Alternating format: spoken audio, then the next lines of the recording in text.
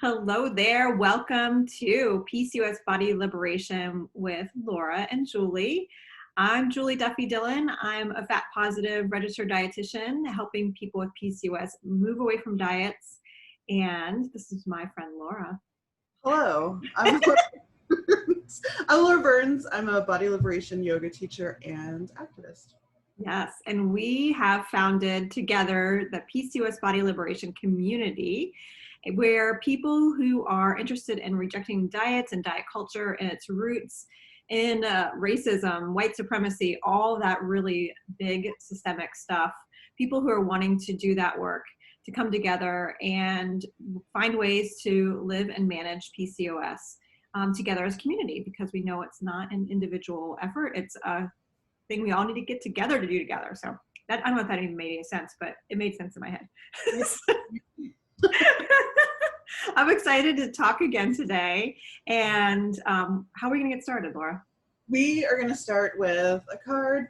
You don't know what this is. With a card. So this is the PCOS Body Liberation deck. Mm-hmm. Oh my God, it's so sunny. Yes. It's hard to see. I'm right in front of a window. So this is the PCOS Body Liberation deck. We're going to start every one of these conversations with a card pull. And this is the mini deck. We don't have the full deck yet, so it's hard to shuffle. Okay, and I always have this ritual is where I shuffle twice, and then I cut the deck, and then I pull the card that's on top. And it's always so good, and I'm like, ooh, and like I didn't have a hand in creating the. I know, I was like, well, we all think they're good. Let's see. Your body is worthy exactly as it is. Ooh, shout out to my hollow nail polish. Ooh, that's really cool. You always have fabulous nails. Thanks. Mine are never decorated. Fun self-care things that I do. Yeah. I'm tired of doing the non-fun, non-glamorous self-care tasks. Yes. Well, it's because you're worthy, right? Yes, because my body is worthy. Nice. Pull me back in. Okay, your body is worthy exactly as it is. Ooh. So the way that this works, in case you're new here, is that I pull a card, I reflect on it, and then I ask you to also reflect. So you, in this case, includes Julie, but also you at home who are watching this video. And so if you would like to share your reflection with us, you can type it in a comment. But if you don't want to share it, just think about it, maybe journal if you're a journaler, or talk to a friend about it, or just really like spend some time thinking about it. So when I see the statement, your body is worthy exactly as it is, it really hits very deep with me, because I've spent so much of my life feeling like my body would be worthy if only I insert any number of things here. If only I could lose 200 pounds. If only I would be desirable to people. If only I had more money or more friends or, whatever. And then after getting diagnosed with PCOS, it's like, oh, well, my body would be worthy if I got a period every month without having to, make it happen with medication. My body would be worthy if I could naturally conceive a baby. If I, it's like all these things, right? If my blood sugar could be under control, if these things.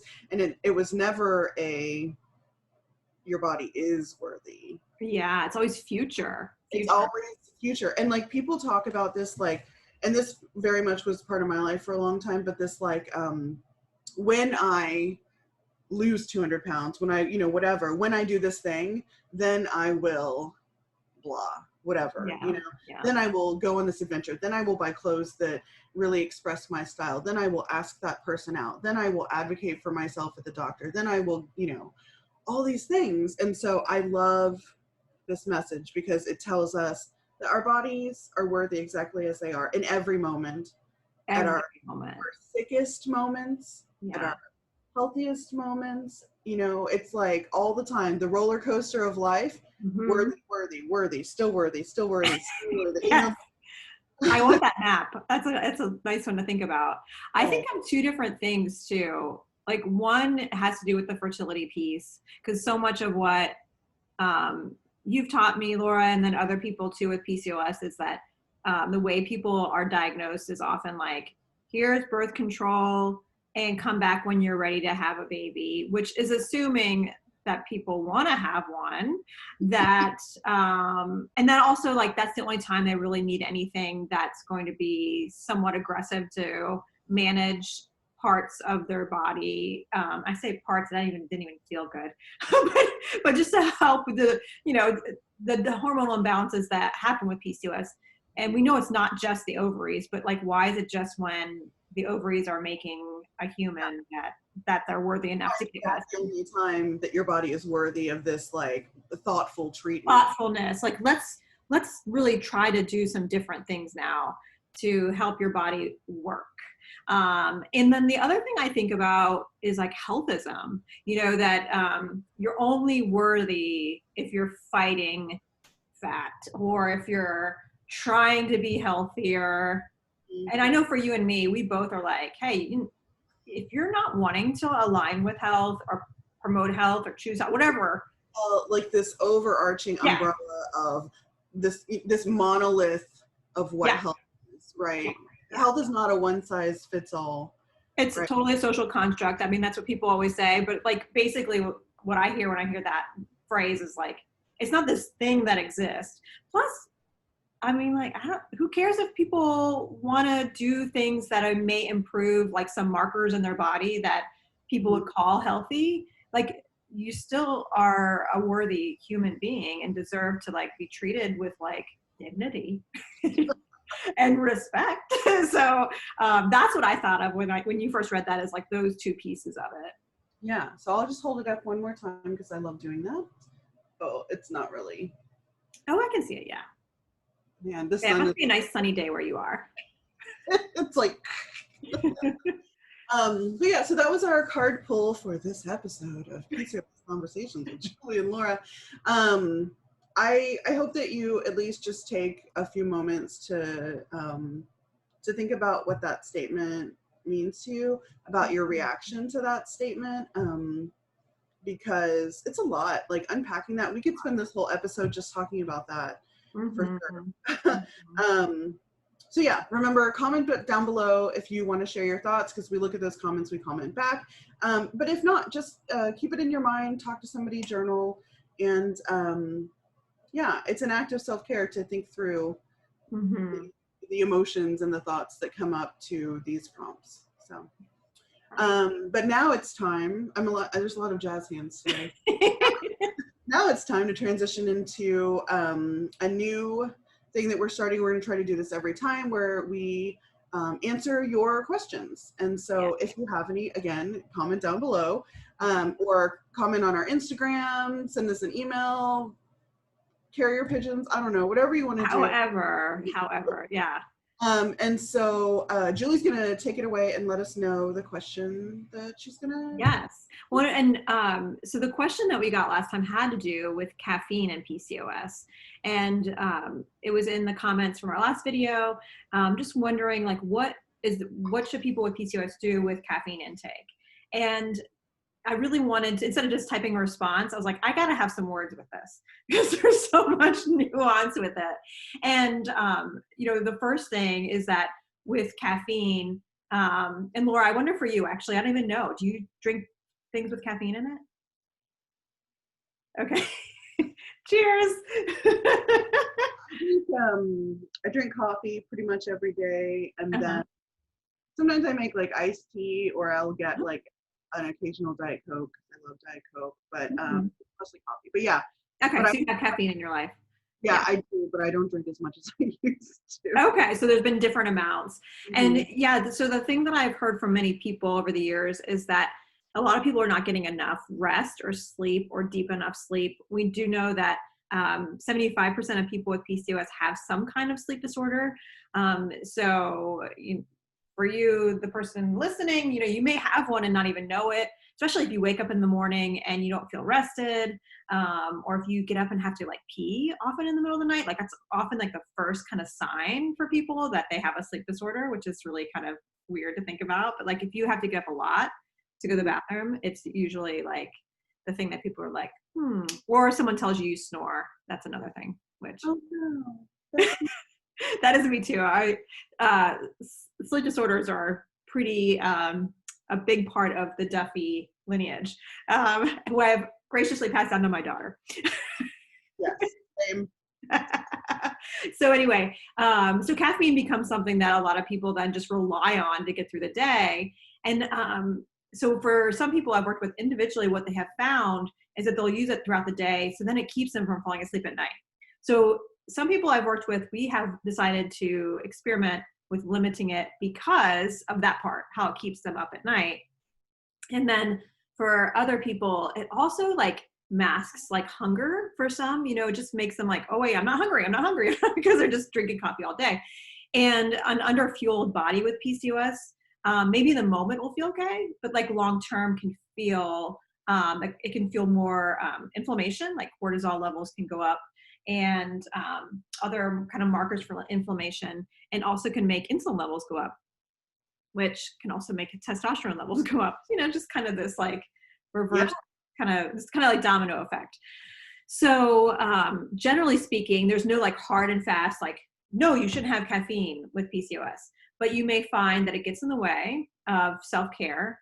And another kind of part of it is because of how it interacts with the liver and with hunger, it can also affect blood sugar.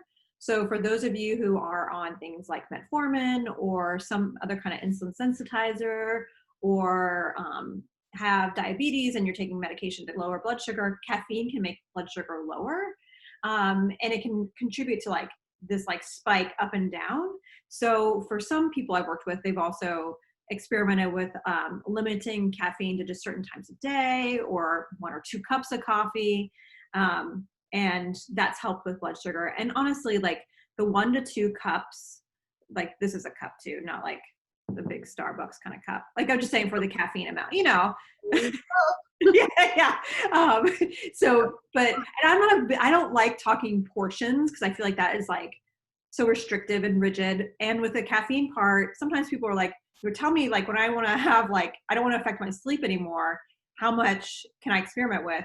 And usually 1 to 2 cups is an amount that won't affect blood sugar, or also like if someone's pregnant or breastfeeding, that's considered at least in the United States, an okay amount. So it's generally like, this is something that for a lot of people it can fit in.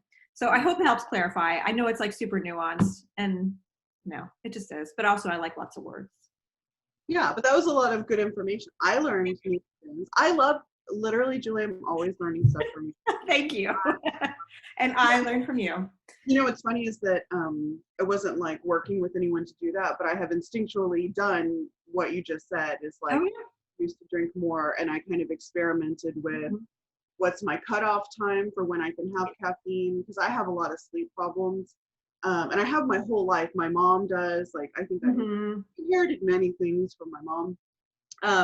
And so, so I figured out that I can have 2 cups of coffee. And if I have any other caffeine, it needs to be before 2 p.m. And that time keeps like creeping up during the day. It used to be 5 p.m. So you have to like cut off sooner. It's really changed. I feel I'm like worried for the future when it's like 11 a.m. and I won't be able to have any after that. But for Mine now, have been similar, and of course, just to make sure the listener knows that I don't have PCOS, but definitely have like sleep disorders that come from anxiety. But I have had to decrease or like cut off how long I can have caffeine too. And it's, as a 45-year-old, it has kind of stopped at noon, so I can still have it up to noon. So. Okay. Well, thank you for that. That was really. Yeah. Thanks for the question too. Yeah. I'd love to answer any of them. Put them below. They're so fun to answer. So I can keep learning also from Julie. Okay, so I've got the box, and this is the best box in the whole world, and it has our topics in it. So shake that up. All right, so let's pull. And wait, do we know what's in the box? I don't think everybody knows what's in the box. What's in the box? Do you remember that movie? Yes, of course. So this box is full of topics, potential topics. Thank you, Julie. Just in case, yeah. Things for us to talk about. So we wrote down potential topics and put them in here. And it's stuff that like we get asked, or topics that come up a lot in the community, or just stuff that like we always end up talking about for some reason, whether it comes up or it just like comes out. Yeah. So that's what this is. Oh, I don't know what that first one was, but we're redrawing. Oh, we are. Oh, wow. Well, I put it back in, so. Okay, good. Okay, good. Okay. That's okay. Otherwise, it doesn't feel fair. This is the lucky winner. Oh. Uh-oh. Yikes. Okay, so I don't know if you can read it. It says PCOS diets. Oh, how long do we have? Part one. We may have to put that one back in to do again, because I know we normally take them out and don't put them back in, right? Yeah, should I put it back in? I don't know, but maybe see how far we get into this, because okay. You might put it back. I mean, that is a big. That's a lot. Well, let's go. Let's do it. All right, PCOS and diets. Yikes. Well, yeah, I think it's like the promised, like, you will have everything taken care of, the cure, you'll have your babies if you want babies, or they're assuming you want babies. Yeah. If you can just follow this diet, so easy, obvious. I think when I see PCOS diets, the first thing that comes up for me is like the sadness of starting, what am I trying to say? I'm like upset.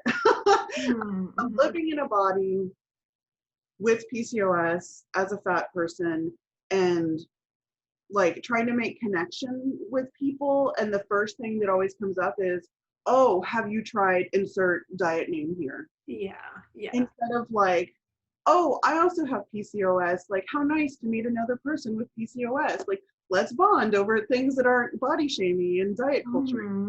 Like immediately, boom, have you tried this diet? And I'm like, oh, I don't want to connect like this. And that it is especially sad because it mirrors my whole life experience of just being in a fat body. And like, that's the way that fat people, this is interesting that this is the thing that comes to mind, but like, that's the way fat people are taught to bond with each other. Yeah. How much they don't like their bodies, and like, what diets have you tried? Yeah. And I'm on this diet, let me tell you about it. And you know why I think that's coming up for me first? Because that's not normally how I would, like, what I would first think of, is that I just spent a weekend at a virtual conference with non-dieting fat people. So wonderful. It was so good, and there was so much like really beautiful, meaningful connection, and none of it was based on how much we don't like our bodies or what diets we've been on. And I think it just reminds me then, like, what a contrast to think about, like, having PCOS and being in a fat body, and how central dieting and blaming your body and shaming your body and wanting to change it, how central that is to like the experience of having PCOS. So hearing that, it just reminds me, like, hearing that part, and then also about like the common way people with PCOS, when they do actually connect, is over dieting tips and stuff, how that is so like external surface. It prevents people from having like the depth of, and we all have that depth, you know, we all have that, but it keeps everything just so on this shallow kind of side of like, I'm just gonna make myself better. And you know, I know we talk a lot about like the racist roots of diet culture. That's and right. I see how that like having a conference like you describe, I can only imagine the shit you all got done. It like, was so good. It was so, I bet it was awesome. In case people are interested, it was the Midwest-Southern Fat Organizer Convening. And it's something that's going to happen more in the future. I'll put a link. Let me make a note that I just promised the link to something. But it was so good and so impactful, and like big discussions were had you That's know? so great. And Yeah. like that shallow interaction that you're talking about is like so the tool of white supremacy and capitalism to like keep Mhm. us busy, like the little ants, keep us busy with these bullshit things about talking about diets and like, you know, whatever, blah, blah, blah, so that we don't like have those deeper conversations, you know, and start to organize and start to change the way that we think about bodies or health or access to healthcare Mhm. or access to information or like any of those things that like would actually change the world, change the way that we live and interact with each other. Yeah, It's, yeah, go ahead.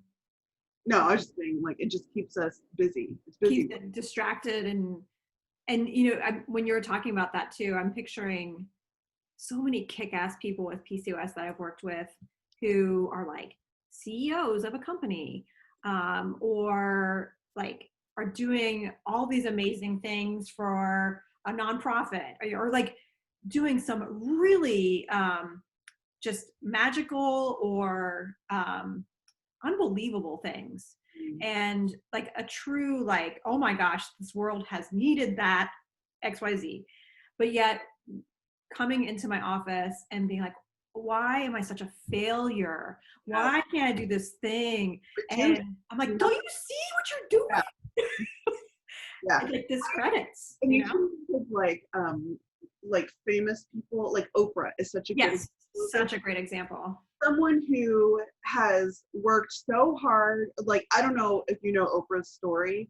Honestly, I haven't been the biggest Oprah fan. I just happen to know her story because I lived in Baltimore and she lived in Baltimore and had this whole thing. She fought so hard to like get a Mhm. show and make it and build her career and is a multi-millionaire, you know, like I don't know how much money she has. She's super rich. She has everything that she could want and she still hates her body and is obsessed and feels like a failure. You know, she has those shows where she's like, I have to apologize to everyone because I gained weight. It's like, lady, you have built an empire and yet you feel like a failure because you can't keep your body at a size that it doesn't want to be. Like, look at Yes. look at your world that you've created. Look at what you did, you Yeah. know?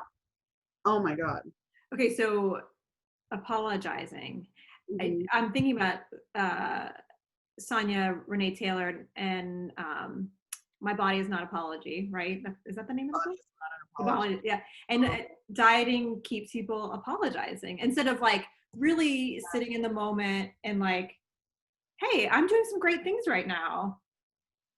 It's like, no, I'm not good enough. It's But like that's what we think about PCOS diets. so sad. It's sad and infuriating at the same time. And that's I, why that one has to go back in the box because I think we need I to talk was about it literally so much. putting it back in because we like barely scratched the surface of that. Oh my gosh. We're trying to keep these not so long. So Yeah, and we are wordy people, so yeah, that's hard. it's going back in the box. We'll pull it again sometime.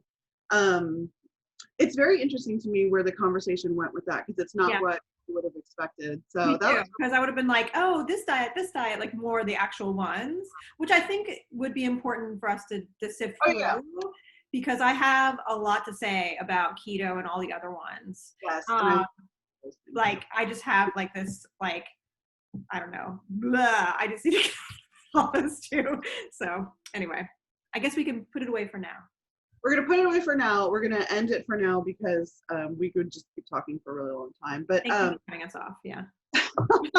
let us know what you think about what we did talk about regarding dieting and weight loss with PCOS, or even just with fat bodies in general. Yeah. It's all related. You know, it all comes from the same place. Mm-hmm. And you know, so we're talking about healthism. We're talking about racism. Talking about classism and capitalism. It's all Ism. the things, all the isms, right? Yeah. Racism. Mm. Um, it's a lot to unpack, and we kind of just scratched the surface. And so we would love to hear what you have to say about that for real. Yeah. And so we will wrap it up. Wrap it up. Say thank you so much for being here, and we're gonna cheers Cheers to PCOS body liberation, right? body liberation. Yeah, and make sure that you can follow us on Instagram if you want to hear more of this nuance. PCOS Body Liberation. Also, Yeah, our website is the same, and we'll put the links below. Yeah, you can do that. That's easy. in the description box. You can find us on Instagram and our website. Subscribe. Please subscribe to this channel. I know it's new. We've only done 2 videos, but we're Yeah, going we'll to do be it on here. a regular basis. So if you enjoyed this like random chatting that we do, hit the subscribe button. Give this video a like if you liked it. It helps us to know that you did enjoy watching it. And yeah, thank you so much for being here. Yeah. And see you next time. Thank you. Bye.